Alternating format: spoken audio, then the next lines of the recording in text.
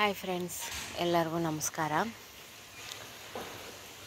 ಈಗ ಬೆಳಗ್ಗೆ ಇವತ್ತು 7 ಗಂಟೆ ಆಗಿದೆ. 7 ಗಂಟೆಗೆ ನಾನು ಒಂಚೂರು ಮೇಲೆ ಬಂದಿದ್ದೆ.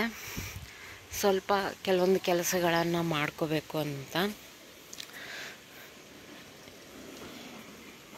ಮಳೆ ಸ್ವಲ್ಪ ಇರೋದ್ರಿಂದ ಜಿಟಿ ಅವಾಗವಾಗ ಮಳೆ ಬರ್ತಾ ಇರೋದ್ರಿಂದ ಕ್ಲೀನ್ ಮಾಡ್ಕೊಳಕ್ಕೆ ಕಷ್ಟ ಆಗ್ತಿದೆ. ಇವತ್ತು ಬಿಸಿಲು ಬಿದ್ದರೆ ನಾನೊಂದು ಸ್ವಲ್ಪ ಕ್ಲೀನ್ ಮಾಡ್ಕೋಬೇಕು ಅಂತ ಅಂದ್ಕೊಂಡಿದ್ದೀನಿ. ಹಾಗೆ ಇವತ್ತು ನಾನು ಈ ಟಬ್ಗಳನ್ನ ಕ್ಲೀನ್ ಮಾಡ್ಕೊಳಕ್ಕೆ ಬಂದಿದ್ದೀನಿ. ಆ್ಯಕ್ಚುಲಿ ಇದು ನೋಡಿ, ಇದನ್ನ ನಾನು ಮೊದಲು ಒಂದು ತಿಂಗಳಿಗೊಂದು ಸಾರಿ ಕ್ಲೀನ್ ಮಾಡ್ತಿದ್ದೆ. ಈಗ 15 ದಿನಕ್ಕೊಂದು ಸಾರಿ ಕ್ಲೀನ್ ಮಾಡ್ಕೋತಾ ಇದ್ದೀನಿ. ಇಲ್ಲಾಂದರೆ ಅದು ಪಾಚಿ ಬೆಳ್ಕೊಂಬಿಡತ್ತೆ, ಜಾಸ್ತಿ ಆಗುತ್ತೆ. ಇದು ನೋಡಿ, ಇದು 3 ಕ್ಲೀನ್ ಮಾಡ್ಕೋಬೇಕು. ಇದು ನೋಡ್ತೀನಿ ನಾನು, ಯಾಕಂದರೆ ಮೊನ್ನೆ ತಾನೇ ಗಿಡ ಇಟ್ಟಿರೋದು ಬೀಜನ ನೋಡಿಬಿಟ್ಟು ಮಾಡ್ತೀನಿ. ಆದರೆ ಇದು 2 ಮಾತ್ರ ಮಾಡ್ಕೊತೀನಿ ನಾನು. ಇದನ್ನು ಪೂರ್ತಿಯಾಗಿ ವಿಡಿಯೋ ತೋರ್ಸೋಕ್ಕಾಗಲ್ಲ ಫ್ರೆಂಡ್ಸ್. ನಾನು ಟ್ರೈಪಾಡ್ ಇಟ್ಟರೆ ಗಾಳಿಗೆ ಟ್ರೈಪಾಡ್ ಬೀಳುತ್ತೆ, ಆವಾಗ ಮೊಬೈಲ್ ಕೂಡ ಡ್ಯಾಮೇಜ್ ಆಗುತ್ತೆ. ಅದಕ್ಕೋಸ್ಕರ ನಾನು ಟ್ರೈಪಾಡಲ್ಲೂ ಇಡ್ತಿಲ್ಲ ಮೇಲೆ. ಅದಕ್ಕೋಸ್ಕರ ಇದು ಮತ್ತು ಅದು 2 ಕ್ಲೀನ್ ಮಾಡಿಬಿಟ್ಟು ನಿಮಗೆ ತೋರಿಸ್ತೀನಿ ನಾನು. ಇದು ನೋಡಿ, ಹೂವು ಅರಳಕ್ಕೆ ಶುರು ಆಗಿದೆ. ಇನ್ನೊಂದು ಸ್ವಲ್ಪ ಬಿಸಿಲು ಬಿದ್ದರೆ ಸಾಕು, ಪೂರ್ತಿಯಾಗಿ ಅರಳ್ಕೊಳುತ್ತೆ ಇದು. ಹಾಗೆ ಇಲ್ಲೊಂದು ರೆಡಿ ಇದೆ ನೋಡಿ.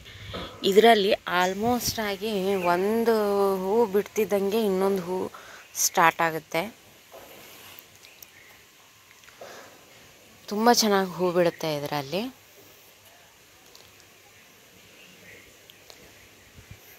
ಹಾಗೆ ಇವತ್ತು ಏನೇನು ಕೆಲಸ ಮಾಡ್ಕೋತೀನಿ ಅಂತಲೂ ತೋರಿಸ್ತೀನಿ ನಿಮಗೆ.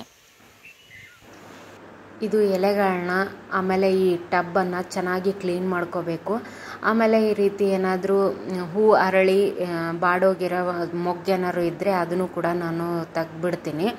ಆಮೇಲೆ ಎಲೆಗಳನ್ನೂ ಕೂಡ ಅಷ್ಟೇ ತುಂಬ ಚೆನ್ನಾಗಿ ಕ್ಲೀನ್ ಮಾಡ್ಕೋಬೇಕು. ಅದರಲ್ಲಿ ಹಿಂದೆ ಪಾಚಿ ಬೆಳ್ಕೊಂಡಿರುತ್ತೆ, ಒಂದೊಂದು ಸಾರಿ ಶಂಖದ ಹುಳು ಕೂತ್ಕೊಂಡಿರುತ್ತೆ, ಅದು ಎಲೆನೆಲ್ಲ ತಿಂದಾಕ್ಬಿಡುತ್ತೆ. ಹಂಗಾಗಿ ನೀವು ಆದಷ್ಟು ಎಲೆಗಳನ್ನೂ ಕೂಡ ಚೆನ್ನಾಗಿ ಕ್ಲೀನ್ ಮಾಡ್ಕೊಳ್ಳಿ. ಆ ಮಣ್ಣು ಮೇಲೆ ಏನಾದರೂ ಪಾಚಿ ಇದ್ದರೆ ಅದನ್ನು ಕೂಡ ಚೆನ್ನಾಗಿ ಕ್ಲೀನ್ ಮಾಡ್ಕೋಬೇಕು. ನೋಡಿ, ಈ ಟಬ್ಬು ಇಷ್ಟು ಗಲೀಜಾಗಿದೆ, ಅದನ್ನು ಕೂಡ ನಾನು ಚೆನ್ನಾಗಿ ಕ್ಲೀನ್ ಮಾಡ್ಕೊತೀನಿ. ಇದನ್ನು ಕೂಡ ಕ್ಲೀನ್ ಮಾಡ್ಕೋಬೇಕು. ನೋಡಿ, ನಾನು ಕ್ಲೀನ್ ಮಾಡ್ಕೊಂಡಿದ್ದೀನಿ. ಇದು ಎಲೆಗಳನ್ನೂ ತುಂಬ ಚೆನ್ನಾಗಿ ಕ್ಲೀನ್ ಮಾಡ್ಕೋಬೇಕು. ಒಂದು ಪೈಪಿಂದ ಒಂಚೂರು ಹಿಡಿದ್ರೆ ತಾನೇ ಕ್ಲೀನ್ ಆಗುತ್ತೆ. ಈಗ ಆಲ್ರೆಡಿ ನಾನು ಸ್ವಲ್ಪ ಮಾಡಿದ್ದೀನಿ ನೋಡಿ. ಈ ರೀತಿ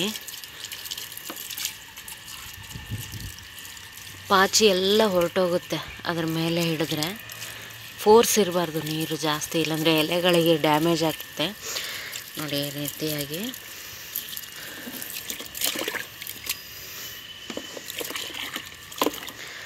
ಈ ಟಬ್ ಕೂಡ ಕ್ಲೀನ್ ಮಾಡಿದ್ದೀನಿ ನಾನು. ಹಾಗೆ ಇದರಲ್ಲಿ ಈ ಥರ ಕಡ್ಡಿ ಆ ಥರ ಅರಳಿರೋದು ಎಲ್ಲ ಇದ್ದರೆ ಅದನ್ನು ತೆಗೆದುಬಿಡಬೇಕು. ಇನ್ನು ಇದು ಒಂದು ಅರಳದಿದೆ, ಇಲ್ಲಿ ನೋಡಿ, 1 2 3 4 ಇದು ನಾಳೆಗೆ ಅರಳಬಹುದು ಬಹುಶಃ. ಈ ಒಂದು ಪಾಟ್ಗೆ ಒಂದೇ ಸರಿಯಾಗುತ್ತೆ, 2 ಗಿಡಗಳು ಇಡೋಕ್ಕೆ ಸರಿಯಾಗಲ್ಲ, ಒಂದಾದರೆ ಸರಿ ಹೋಗುತ್ತೆ. ನಾನಿಲ್ಲಿ ಒಂದು ಗಿಡನ ಮಾಡ್ಕೊಂಡಿದ್ದೀನಿ, ಇಲ್ಲೊಂದು ಮಾಡ್ಕೊಂಡಿದ್ದೀನಿ ನೋಡಿ. ಇದಕ್ಕೆ ಸಣ್ಣದಾಗಿದೆ ಪಾಟು, ಸ್ವಲ್ಪ ದೊಡ್ಡದಾಗಿ ಕೊಡಬೇಕು. ಸದ್ಯಕ್ಕೆ ನನ್ನ ಹತ್ರ ಇಲ್ಲ ಅಂತ ಇದರಲ್ಲೇ ಹಾಕಿಟ್ಟಿದ್ದೆ, ಬಟ್ ನಾನು ದೊಡ್ಡದು ಕೊಡ್ತೀನಿ ಆದಷ್ಟು ಈಗ 1-2 ದಿನದಲ್ಲಿ. ಈ ರೀತಿಯಾಗಿ ಕ್ಲೀನ್ ಮಾಡ್ಕೋಬೇಕು. ಅದರಲ್ಲೇನಾದರೂ ಕೆಟ್ಟೋಗಿರೋ ಎಲೆಗಳು ಆ ಥರ ಇದ್ದರೆ ಅದನ್ನು ಕೂಡ ತೆಗ್ದುಬಿಡಬೇಕು. ಈಗ ನೋಡಿ, ಇದೆಲ್ಲ ಕ್ಲೀನಾಗಿದೆ. ಈ ಕ್ಲೀನಾಗಿರೋ ಟಬ್ಬಲ್ಲಿ ಇದನ್ನು ಹಾಕ್ತೀನಿ. ನೀವು ಡೈರೆಕ್ಟಾಗಿ ಮಣ್ಣು ಹಾಕಿಬಿಟ್ಟು ಇದರಲ್ಲೇ ಇಡ್ಬೋದು, ಬಟ್ ಕ್ಲೀನ್ ಮಾಡೋಕ್ಕೆ ಸ್ವಲ್ಪ ಕಷ್ಟ ಅನಿಸುತ್ತೆ. ಅದಕ್ಕೋಸ್ಕರ ನಾನು ಇದೇ ರೀತಿಯಾಗಿ ಇಟ್ಟಿದ್ದೀನಿ. ಇನ್ನು ನೆಕ್ಸ್ಟು ಇದರಲ್ಲಿ ಡೈರೆಕ್ಟು ಮಣ್ಣಿದೆ. ಇವತ್ತಿದನ್ನು ಕ್ಲೀನ್ ಮಾಡಲ್ಲ ನಾನು. ಯಾಕೆ ಅಂದರೆ ನಾನು ಮೊನ್ನೆ ತಾನೇ ಬೀಜ ಇಟ್ಟಿದ್ದೆ, ಎಲೆಗಳು ತುಂಬ ಚೆನ್ನಾಗಿ ಬಂದಿದೆ. ಈಗ ಮತ್ತೆ ಏನಾದ್ರು ಮಾಡಿದ್ರೆ ಹಾಳಾಗುತ್ತೇನೋ ಅಂತ. ಹಾಗೆ ಇದನ್ನು ಕೂಡ ಕ್ಲೀನ್ ಮಾಡಿದ್ದೀನಿ ನೋಡಿ. ಇಲ್ಲಿ ಇದು ಕ್ಲೀನ್ ಮಾಡಿ ಟಬ್ನ ನೀರು ತುಂಬಿಸಿ ಇಟ್ಟಿದ್ದೀನಿ. ಇದ್ರ ಒಳಗಡೆ ಹಾಗೆ ಇಟ್ಟುಬಿಡೋದು ಅದನ್ನು.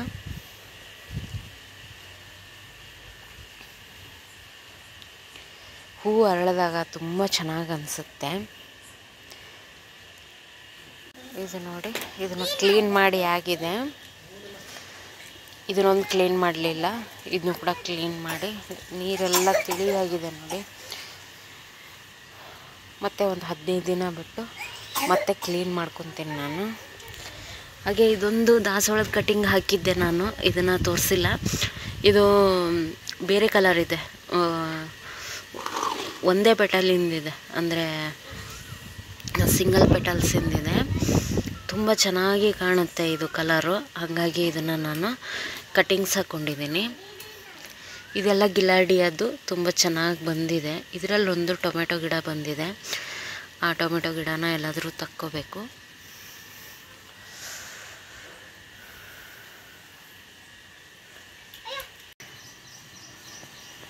ನಾನು ಮೇಲೆ ಸ್ವಲ್ಪ ಕೆಲಸ ಮಾಡ್ಕೊಳ್ಳೋಣ ಅಂತ ಬಂದಿದ್ದೆ, ನೀರೆಲ್ಲ ಹಾಕಿ ಕ್ಲೀನ್ ಮಾಡ್ಕೋಬೇಕು ಅಂತ. ನೋಡಿ, ನನ್ನ ಮಗಳು ಇಲ್ಲಿ ಬಂದು ನಿಂತಿದ್ದಾಳೆ.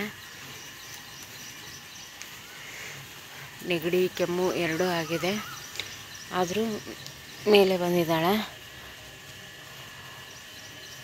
ಕೆಳಗಡೆ ಬಿಟ್ಟು ಬಂದಿದ್ದೆ ನಾನು, ಅವಳು ಮತ್ತೆ ಮೇಲೆ ಬಂದಳು. ಅದಕ್ಕೆ ನಾನು ಅರ್ಧಕ್ಕೆ ನಿಲ್ಲಿಸ್ಬಿಟ್ಟು ಈಗ ಅವಳನ್ನ ಮನೆಗೆ ಕರ್ಕೊಂಡು ಹೋಗ್ತೀನಿ.